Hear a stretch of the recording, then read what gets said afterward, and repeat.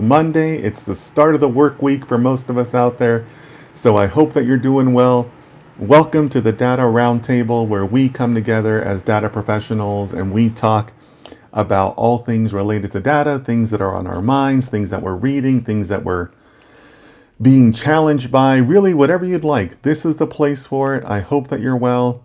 I hope that you're able to join us and let me know about what you're looking at, what's on your mind, what are you doing as a data professional. Would love to hear from you.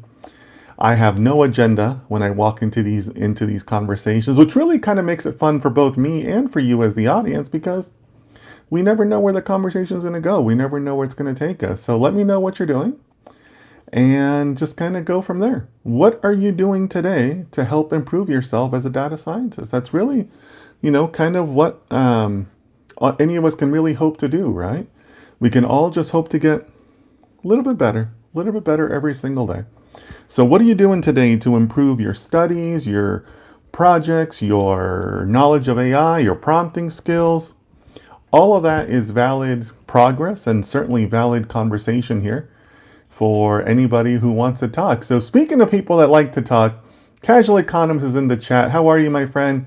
Casual Economist says, "Happy Monday, best day of the week." Oh wow, I love that. I love the excitement. I love the positive attitude of Monday being the best day of the week. So many people are, oh, it's Monday, kind of taking a little bit of a self-defeating attitude, right? So good for you, Casual Economist, for coming in and saying, I'm going to make it the best day of the week. So nice, nice. I love the enthusiasm. So let me know how you're doing, Casual Economist. Let me know how things are going out there in Minnesota. But yeah, it is going to be a good day. It is going to be a good week. I have a lot of things to look forward to this week. One of the things you should definitely not be looking forward to is my hair. My God, my hair looks terrible right now. I don't have any product in my hair because I'm going to go get my hair cut right after I finish my morning stuff. I'm way overdue for a haircut. I need to get my act together on my haircuts here. So yeah, gonna go do that today. I'm gonna make it a good part of the week. So lots to look forward to. Michael, how are you? Welcome, my friend. Michael says good morning. All good morning to you too, Michael. Hope you're doing well. Hope you're gonna join us in our enthusiasm for Monday and making it the best day of the week. Starting off the week strong with positive energy, a positive outlook on the week ahead. So yeah, Michael, if you want to let me know what's going on with you this week, would love to hear from you. Casual Economist says, I actually think your hair looks good. I think it looks terrible. Look at this over here. This looks awful. Whatever this situation is over here. Not to mention this whole situation over here. Jeez, look at that. Might be time to start booking a flight to Turkey over here. Ugh, that looks terrible, huh? Although, I did find somebody on TikTok who was also talking about how they do the hair surgeries in Thailand. Apparently, Thailand is becoming a big place for that. But I don't know. I don't know if I'm brave enough for those surgeries. I don't know. It's a big change, right? But I like my hair, so I'm gonna accept my male pattern baldness with age and just see where I end up with this. But I'm definitely getting the Ricky Ricardo, as I like to call it. That's probably how I'll end up. Except this side is definitely racing ahead, racing ahead. But yeah, Casual Economist, I think it looks terrible because I have zero product in it, so it's very loosey goosey right now. And actually, one of the people that I get my hair cut from told me that this is from your pillow. They said I could immediately tell that you sleep on this side of your head because that's what happens. That's your pillow at work. So, kind of makes sense. And she seemed like a pretty smart hairstylist. But yeah, Casual Economist says, I haven't heard too many negative stories from the Turkey makeover. Oh no, Casual Economist, there's plenty of negative stories out there. Plenty. It sounds like if you do go to Turkey, there are some very good, very legitimate clinics. But there are plenty of horror stories out there. Casual Economist, I came across it more when I was looking at some like British and like UK influencers because it's very popular for men from the UK to go to Turkey. It's a much shorter flight from the US, right? So if you start looking at some of the UK-based influencers and their reviews, there are definitely some bad stories of any number of clinics that are, not so great, right? But I do have one friend in particular that I'm thinking about that did go to Turkey, and his hair looks pretty good. Him and I are about the same age, and his hair looks, pretty good for Turkey. So I'd probably go to him for some advice. And the one I saw in Thailand was at one of their top hospitals. But no, casual economist, I'd have to disagree there. There's plenty of unfortunately, really, really bad results out there. Some men who end up with, really ugly looking results. But anyways, who knows? I don't know if I'm vain enough for that. For better or worse, I've never really been a vain person in my lifetime. It's just not something that's in me. It's part of my makeup. So I don't know. I'm just kind of talking wishful thinking, I guess is the thought. I don't know if I'm vain enough to go do that. I'd rather just embrace my inner Ricky Ricardo and see where all these situations end up. Casual Economist says, "Oh, I'll have to check out those negative stories." You won't have trouble finding them. Plenty of negative stories out there. In fact, I want to say that there's even I think I came across like a UK based almost like a Better Business Bureau for those clinics in Turkey. Like they actively track the reviews or something like that. Like it was like an independent effort, right, by somebody who had a bad experience and like they just started on their own or something like that. But yeah, no, casual economist, you will have no trouble finding negative stories. There are some people who had bad experiences there. Leo, our good friend Leo, how are you? Morning, everyone. Hi, Dennis. Hey, Leo, good to see you, my friend. Our we got Michael from the East Coast. We got Casual Economist from the Midwest, and we got Leo from New York City. Good to see all of you guys. Hope all of you guys had a great weekend. Leo, so nice to see you. Leo, right now we're talking about going to Turkey for these two situations that I got going here on the side of my head. Yeah, I don't know. I don't know if I'm brave enough, and I don't know if I'm vain enough to go and do that. I don't know. I don't know if it's for me, guys. Let me know how you guys feel about it. If you would go for it. I don't know. For some reason, I think I'd feel better in Thailand just because that's a little bit of a closer flight from the West Coast where I'm at. Probably not so much of a difference. Leo says, "Oh, so we are adopting the new bun." Oh, that's hilarious. Yeah, so Leo's referring to the pictures I posted this weekend where Midjourney gave me a man bun. Oh man, I'm never having a man bun. You guys have there's like 100 times more probability of you seeing me start for Ecuador in next year's World Cup than for me to be having a man bun. Like that's not happening. That's not happening. But Leo, I was talking about this yesterday with Casual Economist or the other day. That's an interesting hallucination. And my theory on that is that how many times have you ever posed, you as like an individual man, have ever posed like this? Like never, right? Like men never post like this, right? Like the only time you see that is like in like cologne ads, right? So I think it's an interesting hallucination that's happening because where else do men pose like this, right? It's male models, right? Or athletes, right? Speaking of soccer, maybe it was soccer players that they were using photographs of, right? But if you're on the data collection side, like the data engineering side, how many times are you going to collect average men just posing like this randomly? Like never, right? So that's my theory. Let me know what you guys think about that. But I think it's just a reflection of training data, right? There's not a lot of training data of the back or sides of average men's heads, right? So their data is skewed to man buns. As stupid as that sounds, right? But I think that there might be something to that. And by the way, speaking of tools, I should also say I canceled my HeyGen subscription today. I closed out my my HeyGen account today.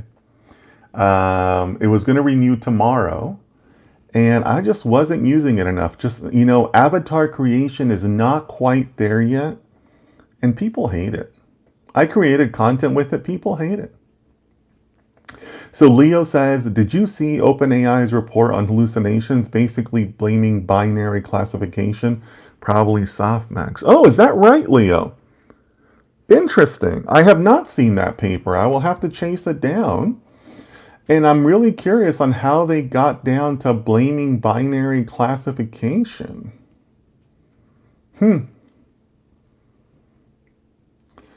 So that's interesting, Leo. Because, see, I've always had this underlying theory that hallucinations happen because AI is terrible at telling you no, right? It's no secret that people complain about AI being a sycophant, right? AI is very kind of like, it's like a confirmation bias machine, right? And that's because they're not trained to tell you no.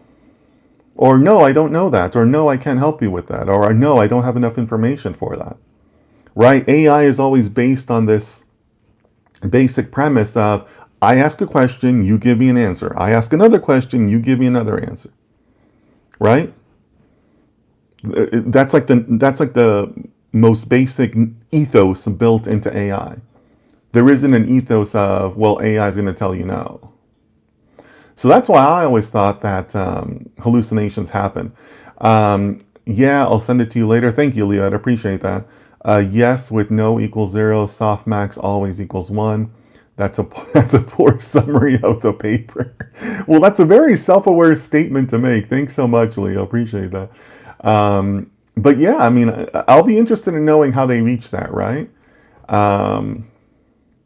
And softmax always 1. Okay.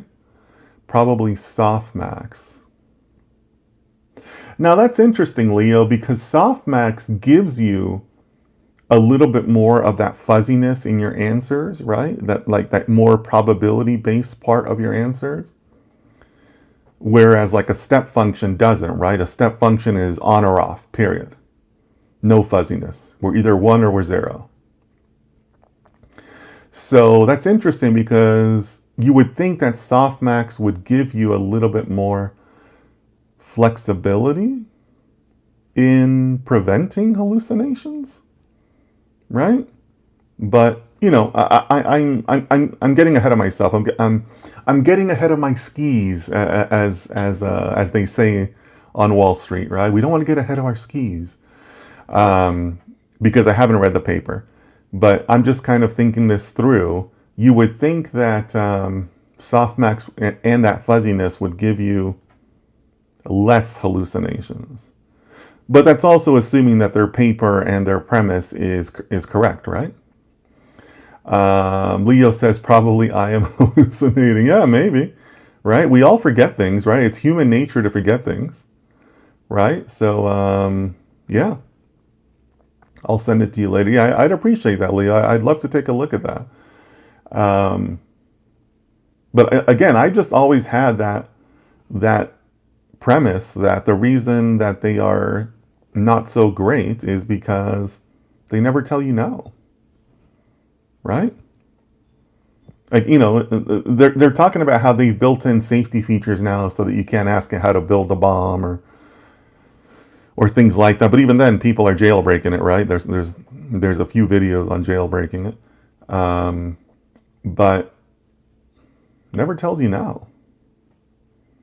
Never tells you no. I just don't have enough information to tell you that. Like right now, when I said, hey, I'm getting ahead of myself, I haven't actually read the paper. AI is not self-aware enough to be able to tell you that, right? AI is not self-aware enough to tell you, oh, you know what? I only have like 30 papers in my learning set about that, so that's not enough for me to advise you. Sorry. Ask another question. I mean, you could solve a lot of hallucinations if AI was self-aware to do that, right? At least I think you could. I mean, some hallucinations are always going to happen in some degree, but you could help yourself a lot if it was self-aware to do that, right? Nope, sorry, can't continue, don't have enough info. Something to consider there. Casual economist says AI never says no. It never says no in terms of giving you an answer, casual economist, is what I'm saying. Right? Like, when's the last time AI told you, no, I don't have enough information to tell you that, sorry? It's the lack of doing that and then the attempt to do it that causes the hallucinations. Because the hallucination is basically an answer for the sake of giving you an answer. But, I'm happy to be wrong on that. These are all just my conjectures. But that's what my gut tells me, right? It's just not good at telling you no, and that's not a healthy thing.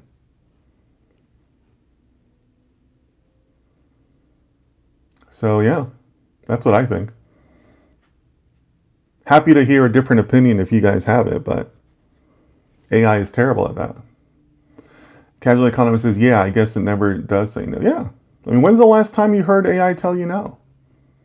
Right, if anything, it does the opposite, right? And you see this on Twitter and other places. People complain about that, about how AI just always agrees with you too much, or it's too much of a sycophant, or it's just confirmations. Because it's terrible at telling you the opposite of no. Right? So yeah, I think there's definitely something to that, right? Where it's not in its nature. Like I said, the basic ethos is I ask a question, you give me an answer. Back and forth. Right? Like AI is forced to answer you, and that's where I think the hallucinations happen. It's putting words on the screen for the sake of putting words on the screen. So anyways, that's just what I think. But, let me know what you guys think. Happy to be wrong. Happy to hear other opinions.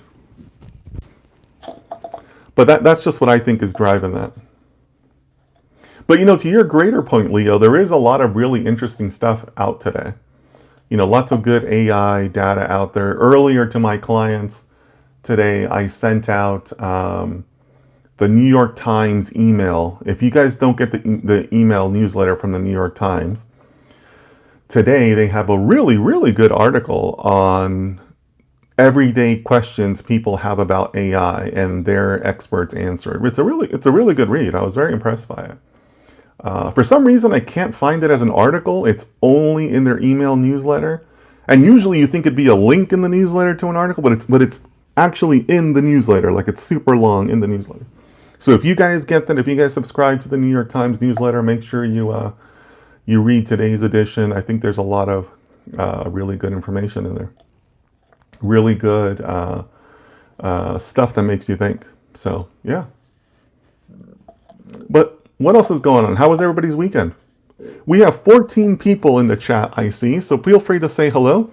If some of you must be new, this is the Data Roundtable, where we get together and we talk about all things data related. No agenda. Contribute what you'd like. Just let us know how you're doing or what you're working on. Leo is sharing an OpenAI paper he recently read. What's the last good paper you read? What's the last good project you worked on? Earlier I'm sharing how I canceled my HeyGen subscription. I'm still exploring my my new Midjourney subscription. Trying to get comfortable with the man buns that it gives me. Casual Economist says, weekend went too fast.